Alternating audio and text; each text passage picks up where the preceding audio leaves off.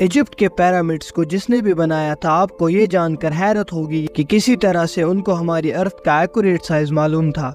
ये कोई हवाई बात नहीं है, बल्कि पिरामिड्स का साइज केयरफुली देखने से ये मालूम पड़ता है कि इसको बनाने वाले 4500 साल या उससे भी पहले से अर्थ के एक्यूरेट साइज से वाकिफ थे। दोस्तों, इजिप्ट के पिरामिड्स के बारे में जितना भी जानने की कोशिश करते हैं, उतना ही इसमें हम उलझते जाते हैं। इस बात में कोई शक नहीं है कि इजिप्ट बेशुमार मिस्ट्री से भरा हुआ है, जिनको आज तक इजिप्टोलॉजिस्ट जानने की कोशिश कर रहे हैं। इसमें सबसे बड़ी मिस्ट्री ये है कि पिरामिड्स कैसे बनाए गए और इनका असल मकसद क्या था।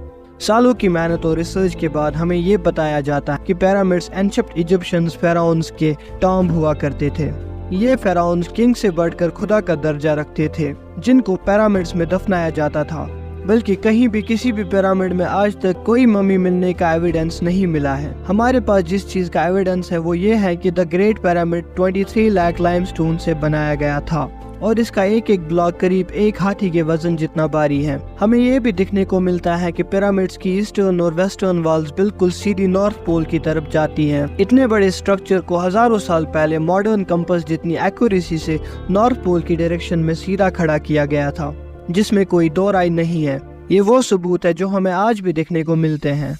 सिर्फ इतना ही नहीं, बल्कि पिरामिड्स की बेस का लेवल 0.75 इंच जितना एक्यूरेट है। हमारे पास इस चीज का भी एविडेंस है कि पिरामिड्स के चारों साइड्स, जिनको 5 टन वजनी स्टोन ब्लॉक्स रखकर एक खास एंगल में खड़ा किया गया था, इन चारों की लंबाई एग्जैक्टली 230 मीटर्स है। अगर इन चारों में कोई डिफरेंस है तो वो 2 इंच से ज्यादा नहीं है, यानी ये वॉल्स एक दूसरे के मुकाबले 99.98% एक्यूरेट हैं। आपको मालूम है कि सर्दियों में दिन छोटे होते हैं और रातें लंबी होती है, वही गर्मियों में रातें छोटी होती है और दिन लंबे होते हैं। लेकिन साल में बस 2 दिन ऐसे होते हैं जब रात और दिन एक जितने होते हैं। एक होता है 21 मार्च और दूसरा होता है 22 सितंबर। दोनों दिनों में सूरज इक्वेटर के बिल्कुल सेंटर में होता है। इस घड़ी को सोलर इक्विनॉक्स कहा जाता है।